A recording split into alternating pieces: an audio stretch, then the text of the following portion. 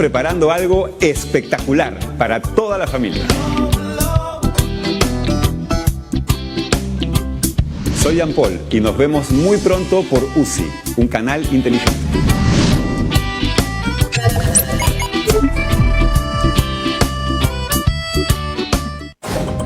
¿Tienes una denuncia o emergencia? Queremos escucharte. Comunícate a nuestro WhatsApp y cuéntanos tu caso. Nuestro equipo se pondrá en contacto a la brevedad. UCI, un canal inteligente.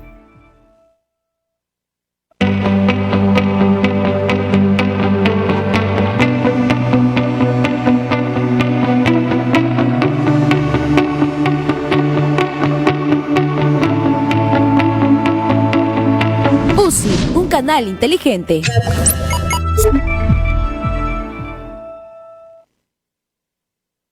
El debate continúa. La situación de la primera infancia y las estrategias para su desarrollo siguen siendo tema prioritario en Diálogo Abierto, programa semanal del Grupo Impulsor Inversión en la Infancia, donde tu opinión y participación es importante.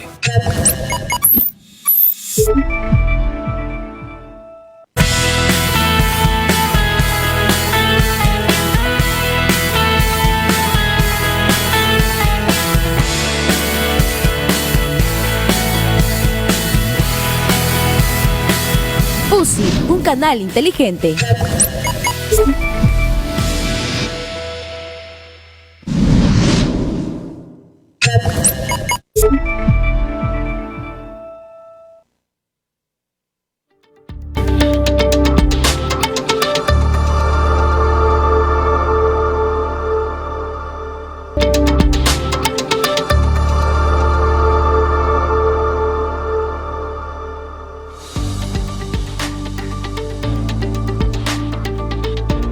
Buenas noches.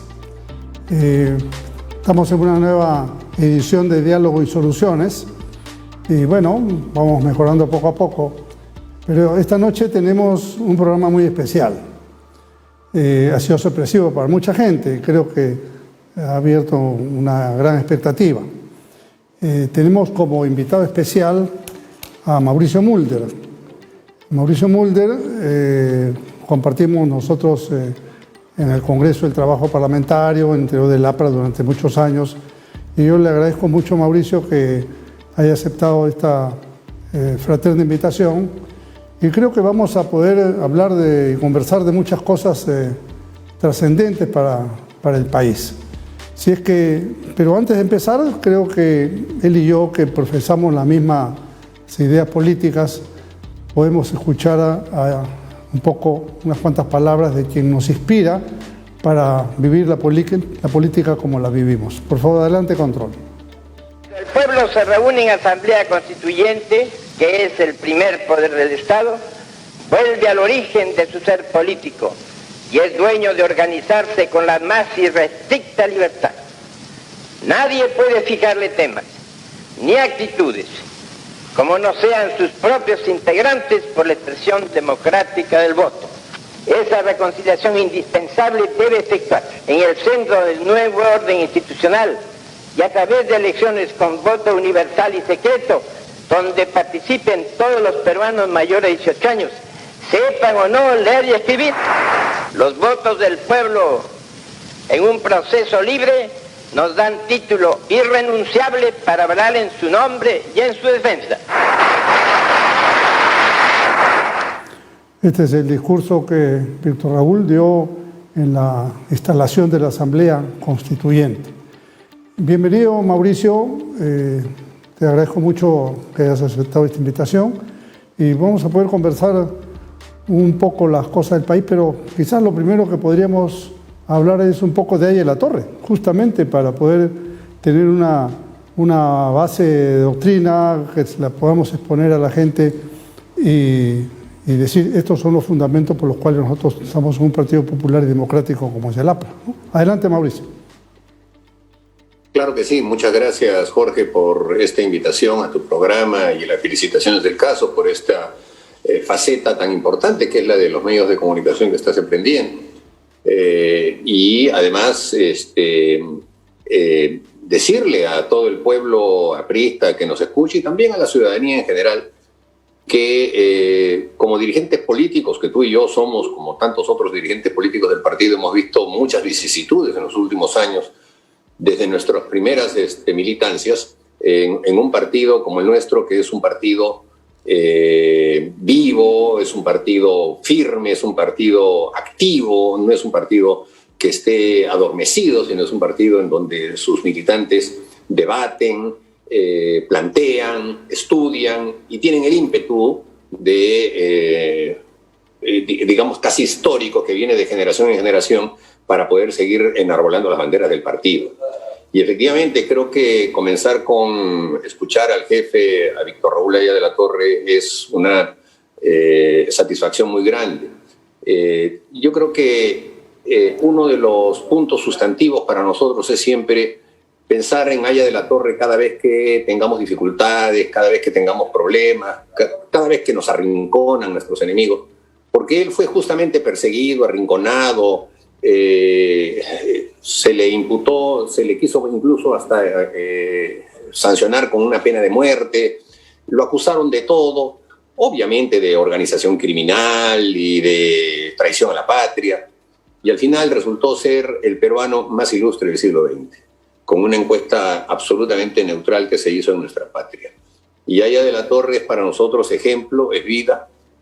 Yo lo recuerdo el año 74, cuando concurrí a la Casa del Pueblo después de haber leído el libro de Guillermo Sondrake, El año de la barbarie, que relataba la revolución aprista del norte en 1932, y desde entonces estar con él todos los días era una satisfacción muy grande, sobre todo cuando uno era joven y estudiante, y Haya de la Torre tenía el origen de su propia égida en la Universidad de San Marcos, como la teníamos y la hemos tenido todos nosotros como dirigentes estudiantiles.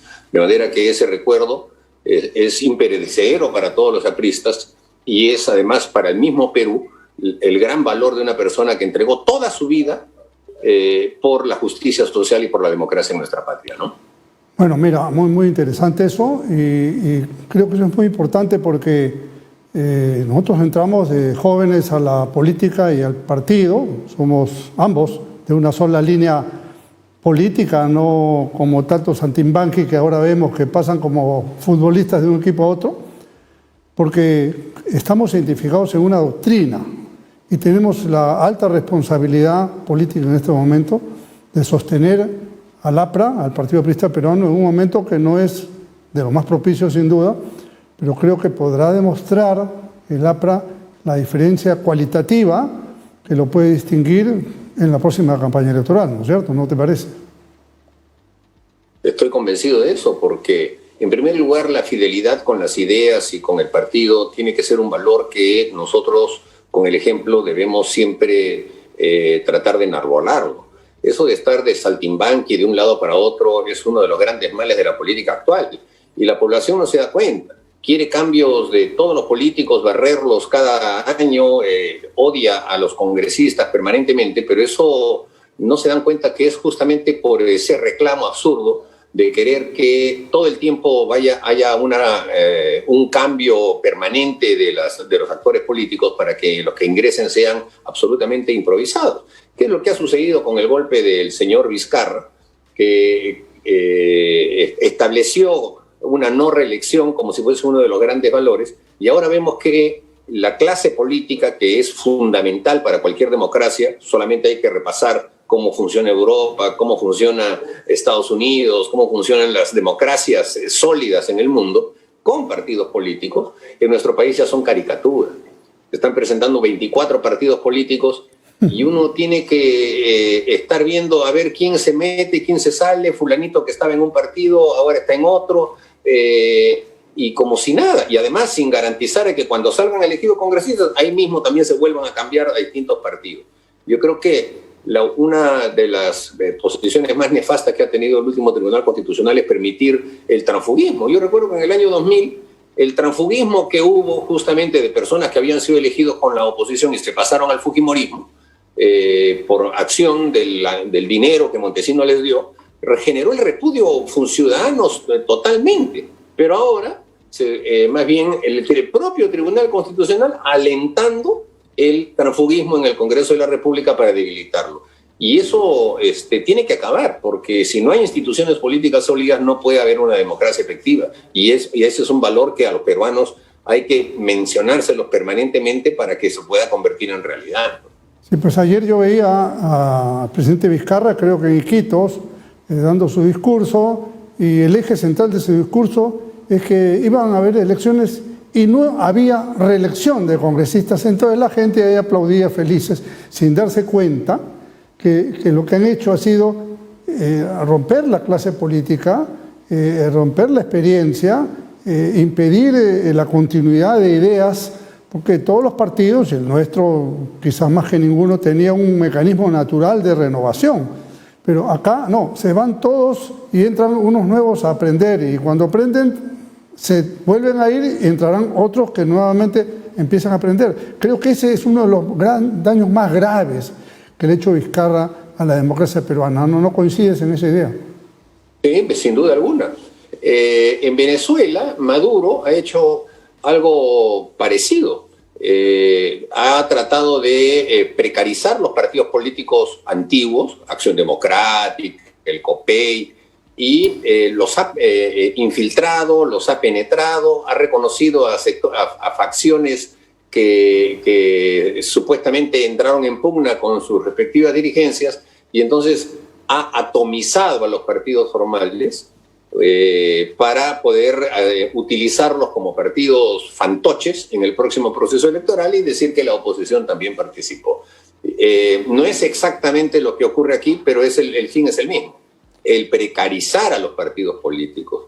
Porque claro, los partidos políticos, como son escuela de formación y van sucediéndose generacionalmente, no les gusta a aquellos que llegan al poder solo para robar, solo para poder ver qué chapan, solo para levantarse algo y después desaparecer de la política.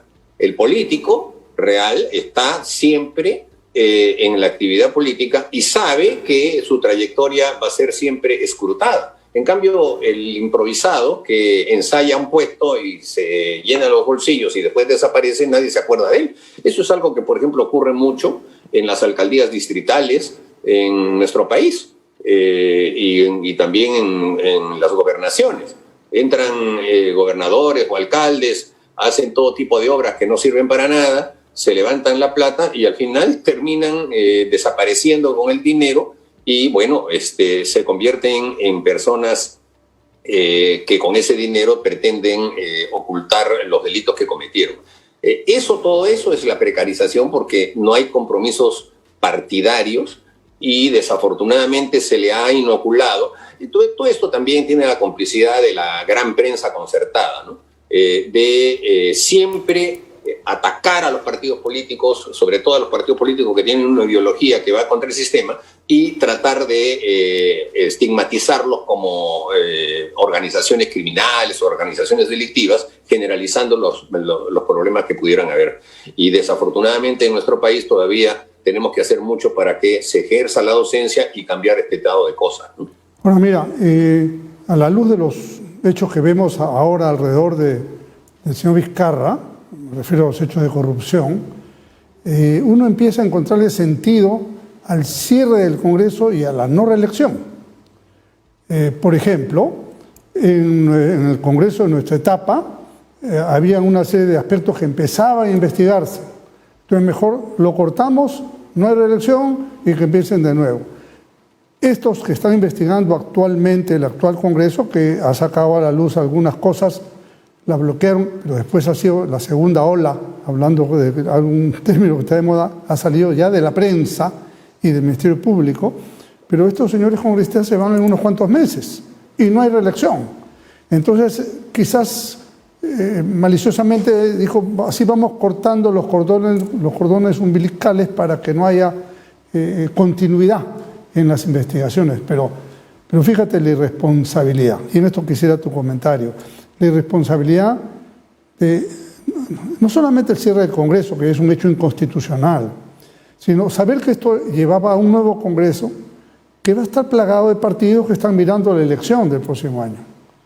candidatos que quieren hacer del Congreso su plataforma. Por tanto, las medidas más extrañas, populistas, raras y aventureras, en algunos casos lo hemos visto, ¿no? En otros no, pero en muchos casos lo hemos visto. Entonces, no había que tener mucha perspicacia para darse cuenta que un nuevo Congreso iba a crear un problema grave, y la criada, por decirlo de alguna manera, le ha salido completamente respondón al señor Vizcarra, y ahora vamos con una nueva moción de vacancia que no sé qué suerte tenga. A ver, ¿qué nos comentas? Bueno, es que los casos de corrupción son tan notorios que al final, por más que ellos hayan tenido efectivamente, como tú señalas, una criada, esta ya por un mínimo de dignidad no podía seguir avalando todo lo que hiciera el patrón, y entonces han tenido que, evidentemente, seguir el curso de los acontecimientos. No hay que olvidar que el golpe de Estado se hizo 2 semanas después de que la Comisión de Fiscalización logró citar y llevar, incluso se le había puesto la condición de que fuera llevado de grado fuerza si es que no concurría, porque tenía múltiples inasistencias, el señor César Vizcarra, que es hermano del señor Martín Vizcarra, que es el que dirige la empresa C&M Vizcarra, y que tenía que responder. En ese momento lo que había resultado más notorio era el contrato de Obrainsa, que era un consorcio que se formó con Odebrecht. Y el hecho de que Martín Vizcarra, actual presidente de la República, haya sido socio de Odebrecht no es un tema que ahora le estén ventilando tanto, pero esa es la absoluta realidad. Y es exactamente lo mismo que se le imputó a Pedro Pablo Kuczynski, y razón por la cual incluso él fue en su momento a punto de estar vacado y tuvo que renunciar. Después también estaba en curso la investigación del caso Chincheros en la Comisión de Fiscalización. Hay que reconocer que allí el que puso siempre el dedo en la llaga fue Víctor Andrés García Belaúnde, y esa investigación está avanzando porque las evidencias eran muy claras. La propia Contraloría General de la República contribuyó con una serie de temas. Y no olvidemos el famoso audio en el cual el señor Torne, el señor Zavala y el señor Vizcarra, en su condición de ministro de Transportes, presionaban al Contralor para que levantara las observaciones que había hecho a ese contrato del aeropuerto de Chincheros, que era un engañamuchachos al pueblo del Cusco. Todo eso estaba en investigación. Y viene el golpe con la idea de taparlo, con la idea de echarle tierra. Y de hecho, ese tipo de investigaciones le echaron tierra, porque lo que ha habido investigación en el actual gobierno han sido, bueno, los famosos audios de la señora Karen Roca, y ahora la información que sale sobre las coimas que ha estado recibiendo el señor Vizcarra, de parte de justamente los mismos temas que estábamos investigando.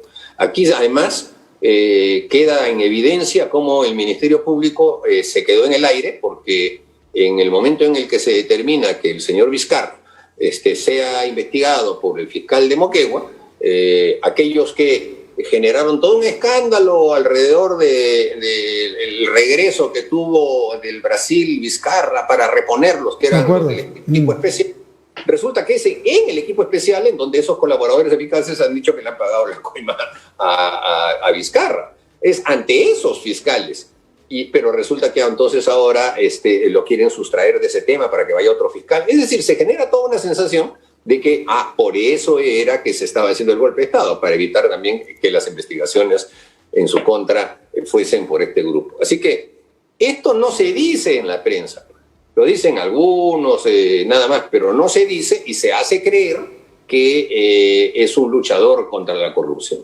Él es la persona que, aunque pueda parecer un poco chusca la comparación, pero es el carterista que arranca la cartera, corriendo, se para en la esquina y empieza a señalar a otro diciendo: ahí está, por allá va el ladrón, yo soy honrado, yo soy honesto, y esos son los ladrones. Y con esa careta también se cayó su figura, ¿no?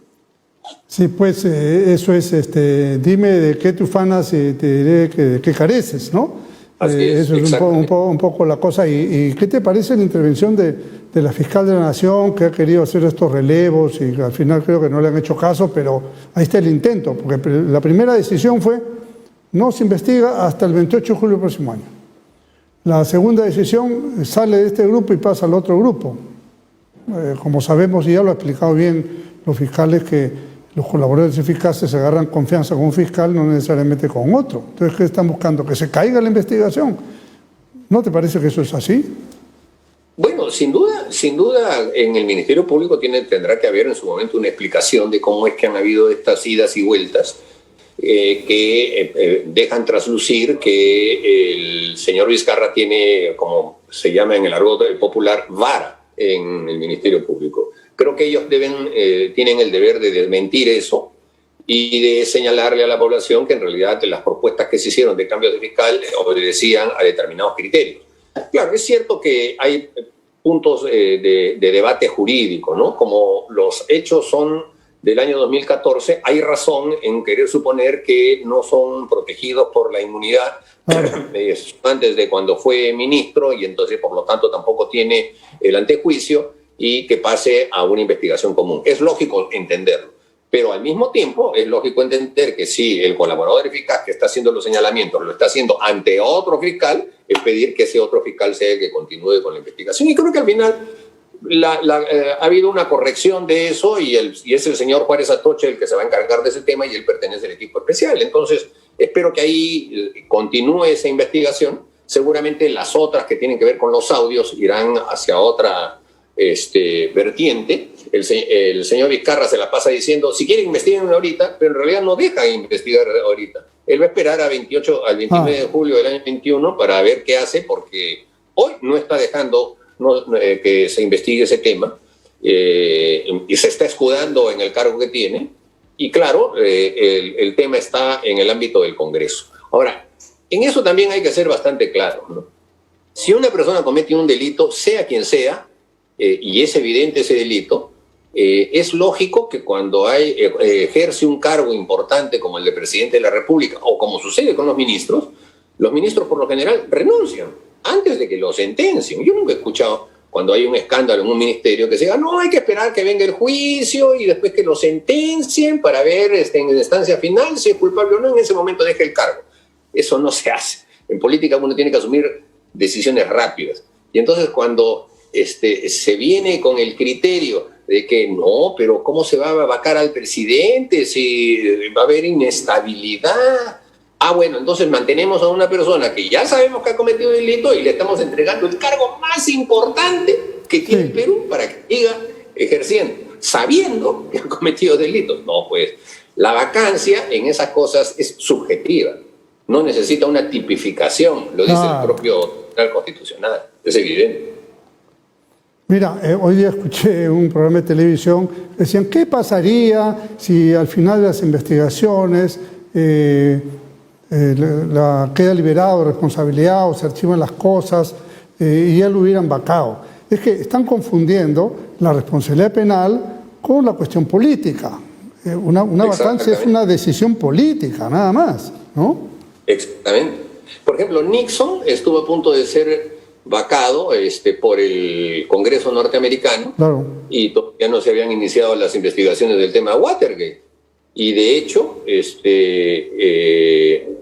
él renuncia antes de que lo vaquen y el presidente Ford, que fue el que entró, viendo que él tenía que enfrentar un proceso judicial, lo indultó, que es parte en los Estados Unidos del proceso judicial. Ya el indulto del presidente de la República puede cortar juicios, no solamente sentenciado.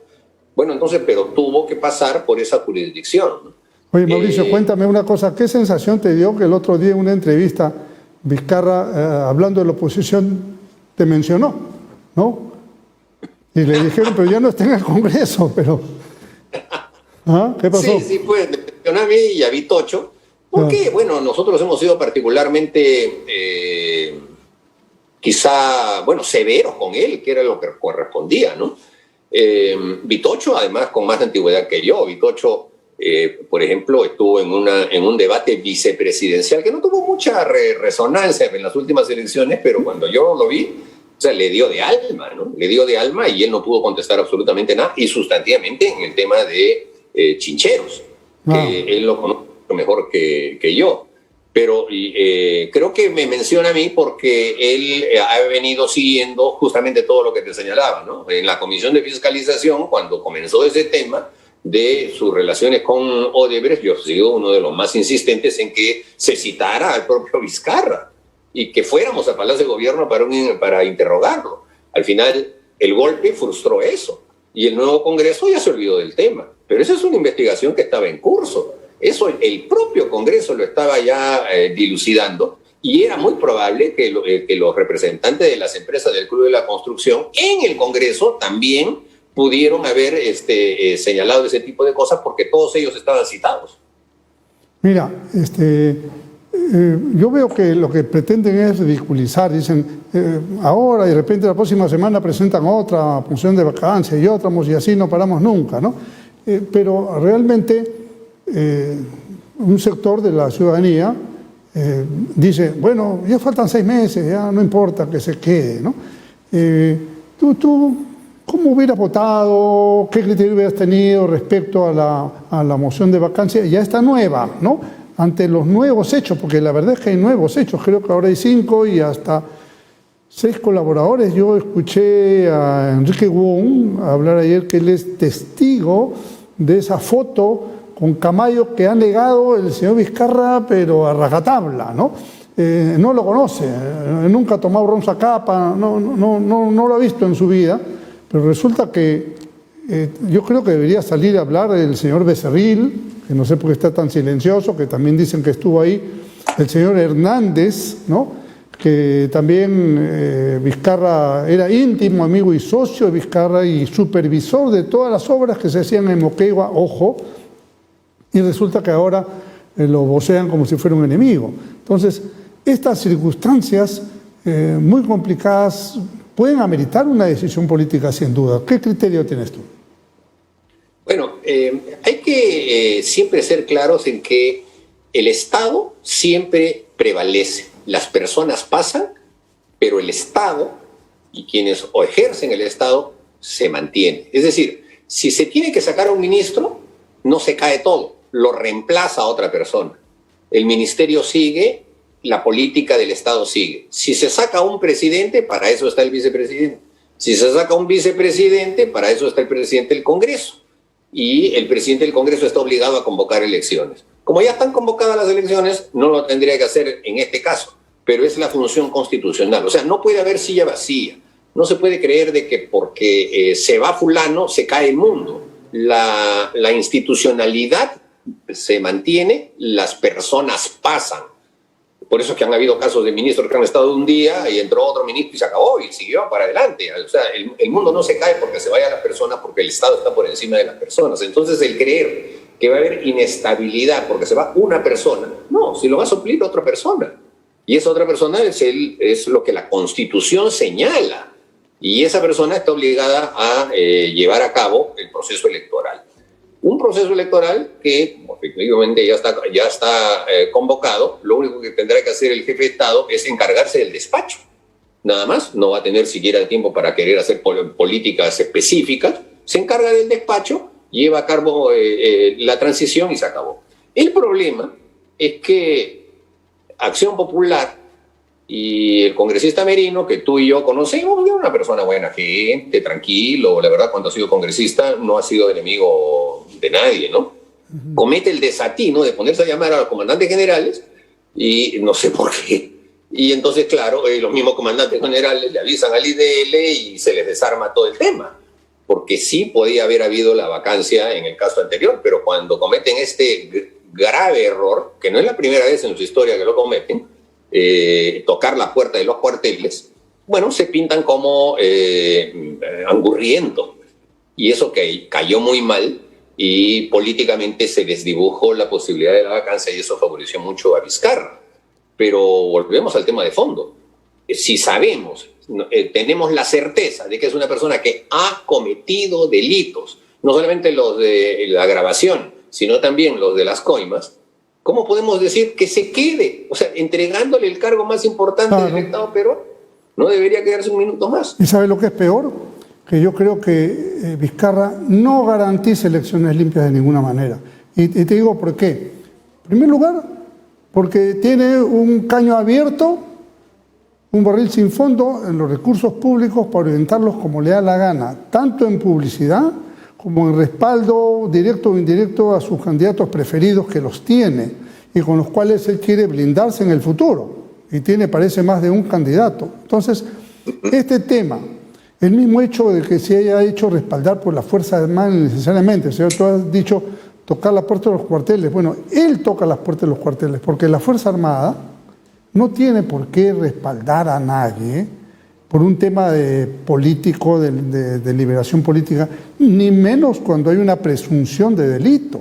Así es que este es un punto muy importante que la ciudadanía tiene que tomar conciencia. No es sacar por sacar, sino porque el señor Vizcarra, en las condiciones como está y que se siente que puede terminar preso en un plazo relativamente corto, entonces él se va a defender como gato panza arriba, usando, y él sí tocando indebidamente las puertas de los cuarteles para que lo defiendan. Espero que eso no se repita, porque sería sumamente grave, ¿no te parece? Sin duda.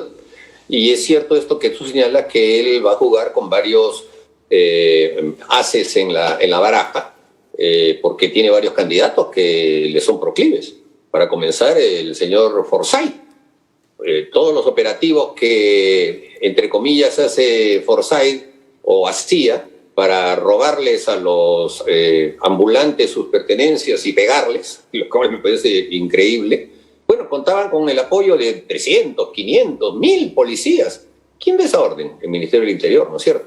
O sea, el gobierno apoyando a un alcalde. Lima tiene 44 alcaldes, pero al único sitio donde iban los policías era La Victoria. ¿Por qué? Porque querían empoderar todos los días, con la prensa siguiéndolos, por supuesto, a las cámaras de televisión, a este ciudadano Forsyth. Bueno, pero también tiene a Guzmán, tiene a Cateriano, tiene a varios candidatos que sin duda alguna van a querer ganarse los favores del gobierno, porque... Tiene también a ese señor que lo declaró, bueno, es un muerto viviente, pero votó a favor de él, ¿no? ¿Recuerdas? Sí. Sí, también tiene a ese ciudadano. Es increíble. Estas personas van a buscar que durante la campaña el gobierno les sea proclive, ¿no es cierto? Van a querer enarbolar la bandera del gobierno, que siempre tiene pues el apoyo de una prensa que es muy dócil con el gobierno, aunque claro, últimamente no lo ha sido tanto.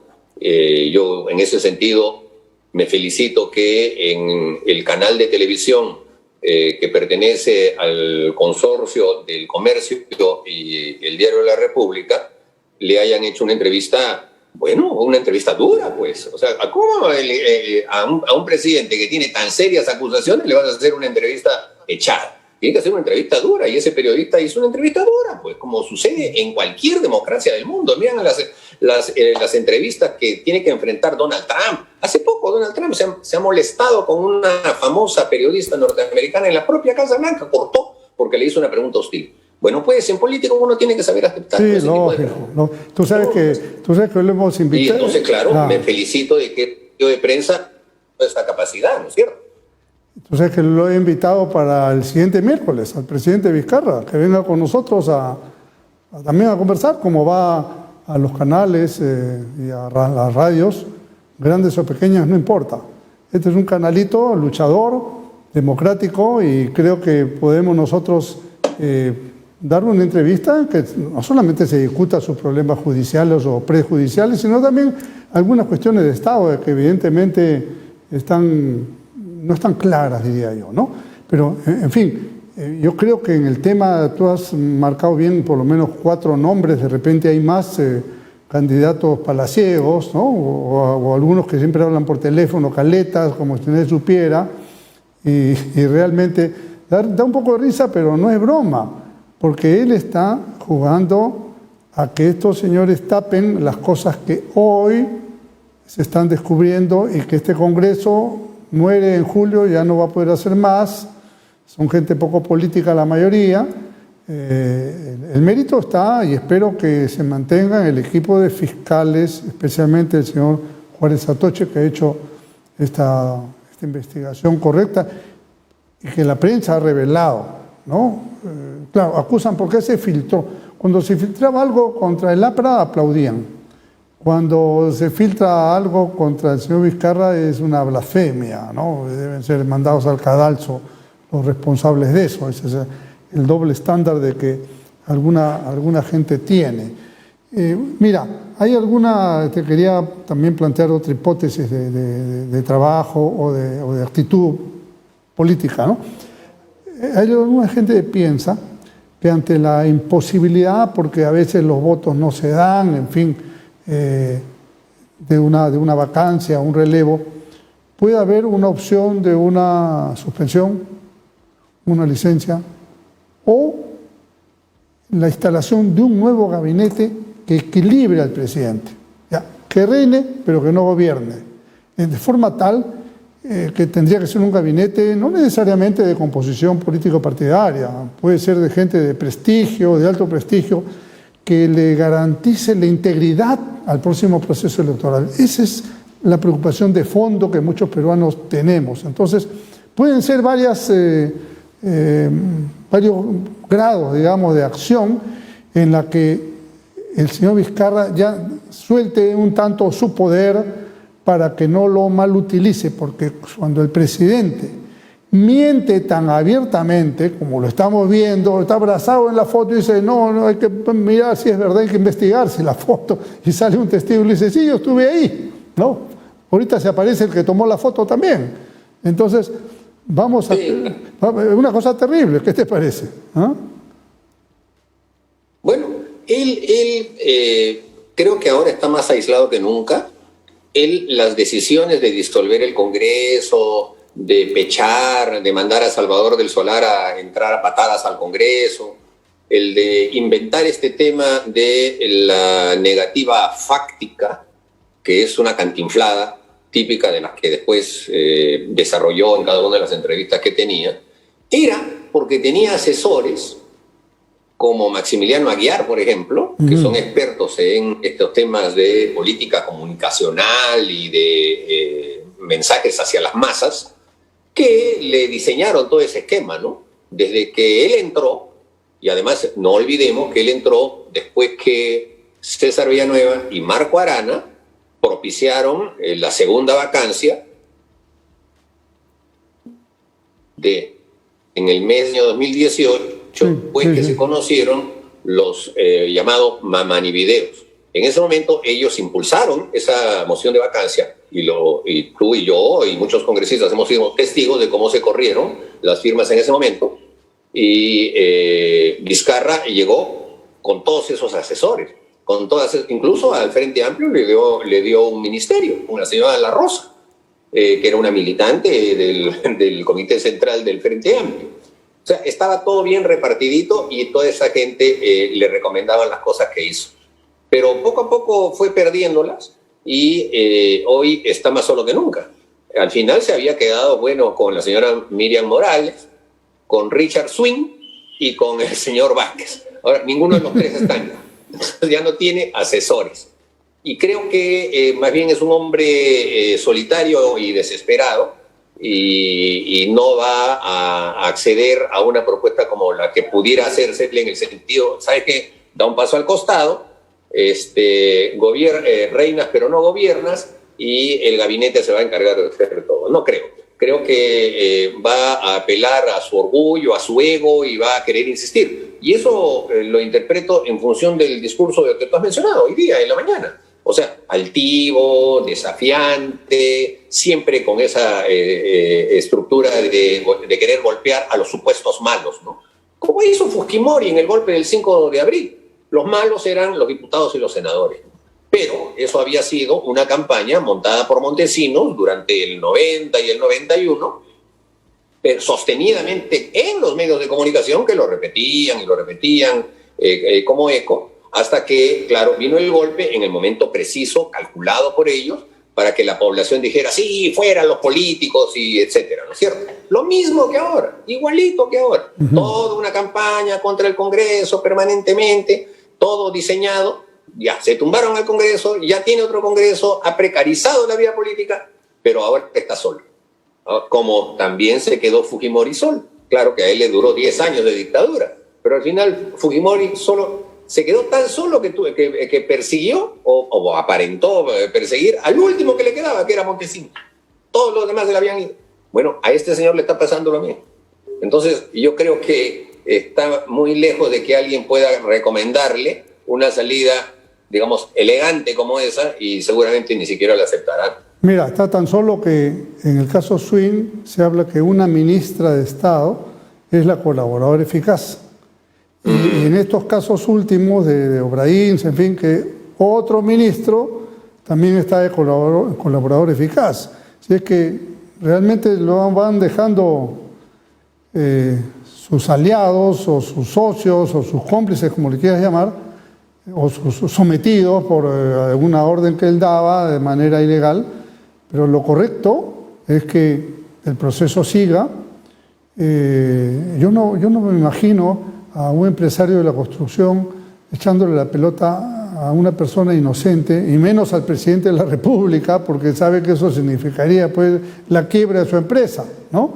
Entonces, ahí hay un tema que evidentemente se da tanto en el caso de Lomas, ¿no?, como en el caso del hospital. Mira, este hecho, aunque siempre se ha dicho, pero a veces la gente no toma conciencia, creo que se pagaron, si no me equivoco, 40 millones pitufiados en un solo día, el último día. ¿No? 131 cheques distintos. Imagínate. El último día de la gestión que tenía en el gobierno regional de Moquegua. Y eso lo hizo el señor Edme Trujillo, que fue premiado como ministro por el propio Vizcarra. O sea, es clarísimo. Tan enredado es este tema que el presidente, es ya esta anécdota, el presidente electo de Bolivia va a tener que ser citado porque era uno de los pasajeros del avión que le hizo pagar a Obraín. He visto que en Bolivia también la Fiscalía Boliviana creo que lo está citando al propio presidente electo para que explique este sancochao, ¿no? Exactamente. Entonces, es un tema grande, es un tema grave, que se conocía, se sabía, pero no tenía repercusión. Y ahora está ocurriendo un fenómeno inverso. Los vizcarristas, esta prensa vizcarrista, este grupo que Fernando Rospigliosi llama la coalición vizcarrista, todos en silencio, nadie dice nada. Yo he puesto un tuit diciendo, ¿dónde está Gino Costa, por ejemplo? ¿No? Permanente defensor, pues a muerte del gobierno de Vizcarra, ¿no? Guzmán, que lo defendía. ¿Dónde están? Ahora están calladitos, no dicen nada. Pues. A ver. Oye, y otros vizcarristas como Álvarez Rodríguez, como Rosa María Palacios. Rosa María ya pasó a la historia porque al haber tenido ese lapso de decir, bueno, usted se ha dedicado permanentemente a la corrupción. Sí, le dijo dos veces, le dijo. ¿Ah? Y Álvarez Rodríguez ha dicho que no es un pato rengo, sino un pato a la parrilla. Ese pasó. Bueno, como siempre ocurre, pues, a la hora que el barco se va hundiendo, ¿no es cierto? Sí, claro. Oye, bueno, te propongo que pasemos a hablar un poco de Lapra en el último tramo del programa, ¿no? Cuéntanos cómo están las cosas en cuanto a fórmula presidencial, en fin, qué se ha avanzado. Hoy día, bueno, cuenta tú, ya después hablaré yo. A ver, yo creo que en términos generales el primer escollo es el exceso de reglamentarismo que están empezando a sufrir los partidos políticos, ¿no? A raíz de la ley 31038 que sacó el actual Congreso, se han modificado varias normas de la Ley General de Elecciones, de la Ley de Partidos Políticos y de los respectivos reglamentos que saca tanto el jurado como la OMPE, ¿no? Hay mucho papeleo que hay que hacer y eso casi absorbe el 80% del tiempo de los dirigentes y no permite que las elecciones sean sencillas, fluidas, y que haya una buena capacidad. Lo cierto es que la OMPE va a ser la que organice las elecciones internas de los partidos. Como tú sabes, el partido aprista, nuestro partido, ha decidido, y ya está oficializado, incluso ya se publicó, que el sistema de elección para los candidatos al Congreso y para la fórmula presidencial, la fórmula se llama la fórmula, o sea, va a ir de a tres, ahí no se vota uno por uno, sino con tres, va a ser bajo el sistema de un militante y un voto. Eso es perfecto, era una vieja aspiración de la militancia que se va a cumplir. Es una vieja aspiración de la militancia que es bien difícil a veces de llevar a cabo, pero se va a llevar a cabo, ya quedó No, establecido. la hemos hecho varias veces antes también, tampoco no es la primera vez, Sí, pero, sí, ¿no? ¿no es cierto? Abierta las hemos hecho también para Claro. que pudieran llegar ciudadanos. Por supuesto, por supuesto. En este caso va a ser de afiliados solamente. No, la ley no permite que haya abiertas, primarias abiertas hacia ciudadanos, solamente son para afiliados. Se van a instalar mesas en 70 distritos electorales que la OMPE los va a anunciar en su momento. Hay una cosa que no se entiende bien, en el sentido de que parece que en cada uno de estos distritos electorales van a ubicar un colegio público y ahí van a ir los 24 partidos. Y esa es una interrogante que todavía queda, porque me parece que eso va a ser absolutamente inmanejable. Un zafarrancho de combate. No. ¿Saben Sí, qué? Eso pasa cuando se meten a la política la gente que no sabe de política, ¿no? Entonces, quiere juntar a todo el mundo en solo lugares, eso es imposible, no va a caminar. Eso es lo que yo permanentemente, y nosotros cuando hemos estado reunidos con él, le decíamos al propio Fernando Tuesta. Fernando Tuesta ha sido el gurú que está detrás de todos estos temas. Él incluso quería que fueran unas primarias mucho más radicales, obligatorias para todos los ciudadanos. Y siempre le he dicho yo a Fernando, ¿no? O sea, Fernando de política sabe lo que ha visto en libros, porque él, cuando ejerció parte de la política en su ya lejana juventud, era trotskista. Y los trotskistas pues nunca han podido armar un partido político en su vida, en ninguna parte del Además, mundo. los trotskistas no creen en la democracia, de paso.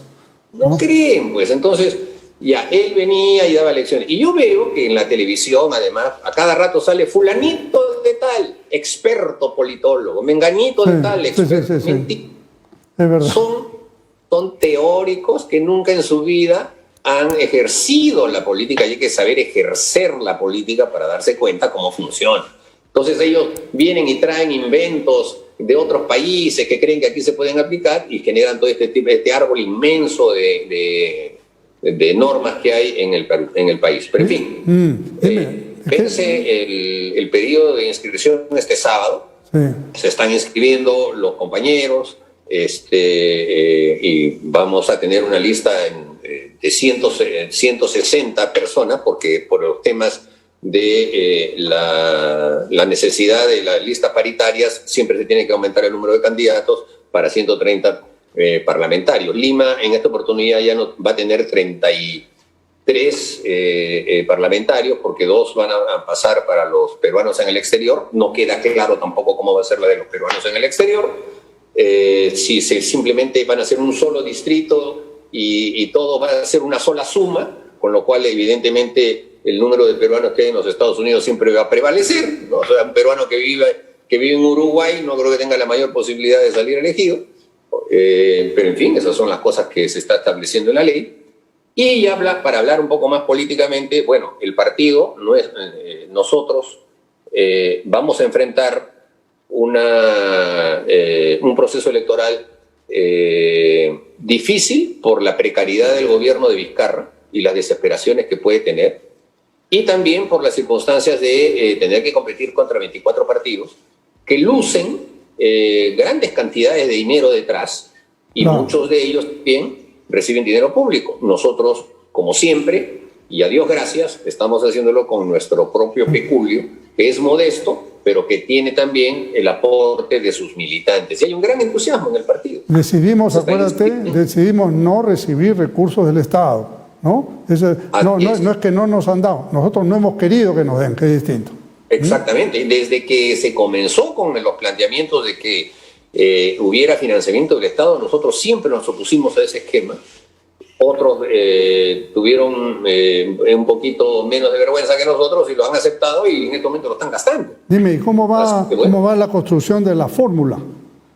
Tú sabes que hay una gran expectativa de la militancia viendo este programa, así es que a ver qué les puede contar.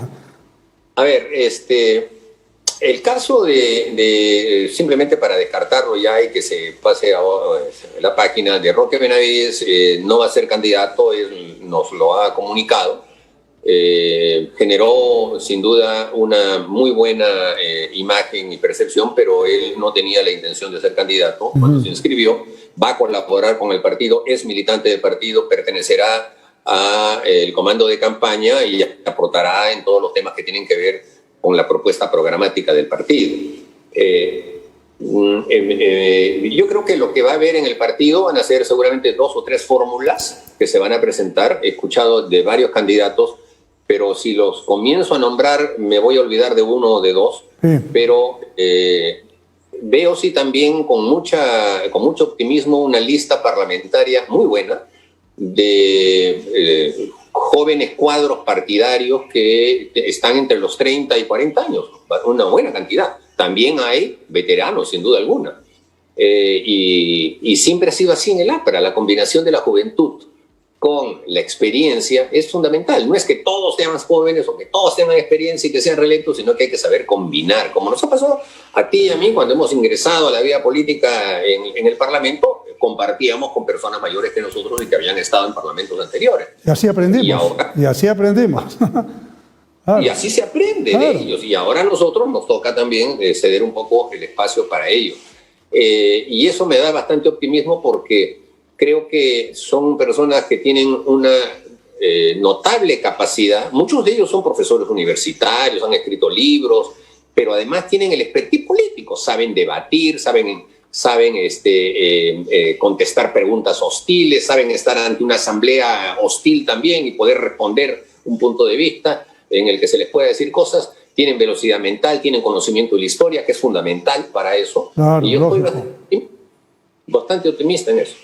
Mira, creo que eso es muy alentador. O sea, está claro, quizás permíteme esta liberalidad, ¿no? Hoy día en la tarde, con Mauricio y con Javier Velázquez, visitamos a Roque, hemos conversado, él ha sido muy franco y con los resultados que Mauricio acaba de explicar.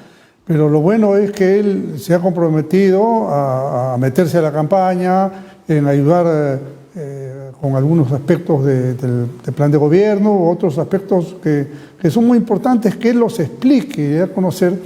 Y estoy seguro de que esto va a dar lugar, más allá de los resultados electorales, a un proceso de recuperación del partido que se tiene que dar, ¿no? Así es que creo que eso ha sido una reunión de trabajo muy importante en la que hemos estado juntos. Y más bien hay una cosa muy importante, Mauricio, que creo que hay que decirle a nuestra gente, ¿no? En el APRA no tenemos, divisiones doctrinarias, no nos divide interpretaciones ideológicas, ¿no? Ese no es el caso. Podemos tener punto de vista, rasgos, sesgos, tendencias, ok, eso es absolutamente normal dentro de un partido democrático. Nosotros no somos soldados, somos militantes de un partido, ¿no? Demócratas con pensamiento libre y crítico. Si es que lo que nosotros queremos es poder seguir trabajando así, voltear la página de cualquier incidencia que no valga la pena mantener y más bien tener un partido unido mirando no solamente esta elección, sino el futuro, porque el APRA está mucho más allá. Creo que esto es muy importante. Yo recuerdo, Mauricio, y tengo una foto ahí que nos puede hacer acordar. ¿Te acuerdas cuando nos reunimos una vez con Felipe González? Ahí está la foto al aire, mira a ver. Ahí estás tú, barbado y con más pelo creo que ahora, no sé. Sí, bueno, no, claro, con barba negra. Claro, ahí está Javier Velázquez, yo, Felipe González, Alejandro. Tú estabas más grueso también, te has adelgazado. Efectivamente. Javier igual. Y César Sumaeta, que todavía no tenía el pelo como lo tiene ahora, ¿no? Entonces, pero esa fue una reunión muy interesante porque nos permitió reafirmar en el camino del ayornamiento que tanto nos impulsaba Pocho Tantalean, ¿recuerdas, no? Exactamente. Y yo recuerdo varias frases que en ese momento Felipe González nos dijo. Él venía, ya no era presidente del gobierno español, y venía de dictar muchas charlas en distintos lugares realmente brillantes, ¿no? De primera línea. Sí, claro. Y una de las cosas que recuerdo que dijo era que como socialistas democráticos, como integrantes del Internacional Socialista, los partidos de izquierda democrática como el nuestro y el de él, el Partido Socialista Obrero Español, teníamos que darnos cuenta que uno de los elementos sustantivos para salir de la pobreza no era repartir la riqueza, sino crear la riqueza, que esa era una frase que él recordaba que era una frase de Aya de la Torre del año 45. Es decir, a una persona no se le tiene que dar de comer, sino lo que se tiene que hacer es generarle un trabajo para que dignamente se gane el pan de su vida y mantenga a su familia. Cuando yo veo que en el gobierno, en Venezuela, por ejemplo, se dice, bueno, aquí todos comen, pero comen porque tienen que hacer una cola de 20 cuadras y estar todo el día esperando a que les den un pedazo de pan, y reciben el pedazo de pan probablemente a un precio irrisorio o hasta gratis, y creen que el gobierno es bueno porque se los da gratis. O sea, te matan de hambre y después van y te llevan un poco de pan para que tú les agradezcas que los has matado de hambre. Ese es el socialismo realmente existente, el comunismo, que eso es lo que hay en Cuba. Eso me hace acordar que en las épocas de la dictadura se volaron todas las normas en favor de los trabajadores, pero después aparecían en los pueblos jóvenes con un plato de comida y corte de pelo gratis, ¿recuerdas? ¿No? Entonces, ese tipo de populismo de querer enseñarle al pueblo a extender la mano a recibir. Afortunadamente en nuestro gobierno esas cosas no pasaron. Ahí tenemos al aire una foto del recuerdo también con Alan, ¿no? En la puerta de su casa con Javier, tú, yo y Alan, por cierto. Y creo que le tenemos que decir al pueblo peruano que el APRA hizo un buen gobierno, ¿no es cierto? ¿Cuál es tu concepto de eso? A ver, vamos cerrando con eso. Yo digo de manera siempre enfática, y algunos me dicen, no, parece soberbio lo que dicen. No, yo lo digo así. El APRA, entre el 2006 y el 2011, hizo el mejor gobierno de la historia del Perú. Y lo único que hay que hacer es revisar las estadísticas, nada más. Yo desafío a cualquiera que me demuestre otro gobierno que haya tenido los resultados que tuvo el gobierno del APRA y de Alan García en el 2006. Primero. Y segundo, todos los partidos que hemos pregonado la transformación de la sociedad injusta, de la sociedad elitista, oligárquica, de la explotación que ha habido en nuestro país, siempre hemos reclamado la transformación de la sociedad. Y yo puedo también, y estoy dispuesto a decir ante quien sea, y todos los apristas también, porque lo tienen en conocimiento claro, que la más radical transformación de la sociedad peruana en toda su historia, incluido el virreinato y el incanato, ha sido el gobierno aprista. Me van a decir, no exagera, perdón, pero desde que yo tengo uso de razón en nuestro país, siempre los pobres eran 70%, siempre éramos un país de pobreza absoluta, siempre. Y en el gobierno aprista los pobres bajaron a 27%. Eso que me lo desmientan, pues, que me digan, no, es falso lo que tú dices, estás inventando, ya vamos a ver, pues. Pero es una realidad. La transformación radical de la sociedad no pasa por hacer que todos sean iguales, pero pobres, sino al contrario, dar trabajo para dar dignidad y para hacer crecer. Entonces, cuando 5 millones de peruanos dejaron de ser pobres con el gobierno aprista y tuvieron trabajo, empezaron a tener créditos, empezaron a comprarse casas, a comprarse automóviles. Es decir, agua potable, electricidad. Electricidad, internet, celulares, todo eso fue en el gobierno 2006-2011. Cuando llega el señor Ollanta Humala, le pone el pie al freno, ¿no? al acelerador, y empieza todo nuevamente a paralizarse hasta llegar a la situación en la que tenemos ahora. Y es más, el dinero que se está utilizando hoy para poder hacer toda la rehabilitación es el dinero que se generó y se fomentó en el Banco Central de Reserva en la época del gobierno aprista, por favor. Así es. Eso lo dicen ellos, los mismos miembros del Banco Central de Reserva. Entonces, sí, yo creo que estamos listos para el debate con quien quiera. Oye, Mauricio, te agradezco mucho haber compartido el programa, ¿no? Y yo creo que queda muy claro ante el pueblo aprista que tú y yo podemos tener 1000 discrepancias, pero tenemos muy claras nuestras ideas alrededor de Víctor Raúl Aya de la Torre, defendemos nuestro gobierno, creemos en nuestra doctrina, estamos dispuestos a seguir trabajando por el Perú sin aspirar a cargo alguno, porque esa es nuestra posición, no vamos a postular a nada, lo que queremos es servir al país. Si es que te agradezco mucho y seguiremos hablando con toda fraternidad, hacerle acordar que el sábado se cierran las inscripciones, que vayan a inscribirse hombres y mujeres, creo que es muy importante, ¿no? Es más, tenemos una invitación para el día viernes en la Casa Socialdemócrata de la Universidad San Martín de Porres. Creo que nos vamos a ver ahí de nuevo. ¿Vas a asistir? ¿Tú ya confirmaste sí, ahí? Efectivamente, el día viernes. Ok, yo te agradezco también por esta oportunidad y efectivamente, creo que el que hayan a veces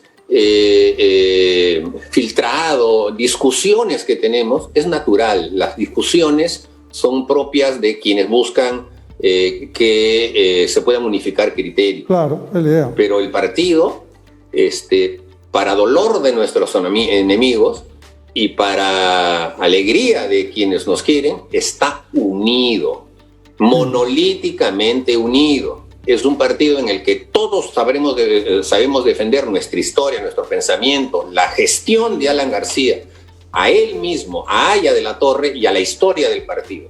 Eso es lo importante, no lo podrán destruir. Así es, te agradezco mucho. Esperamos, buenas noches Mauricio, espero que el presidente Vizcarra nos conteste afirmativamente para el próximo miércoles y le agradecemos a Vez Cable por el auspicio que nos hace, que nos apoya y que nos ayuda a difundir en todo el Perú este pequeño pero interesante programa.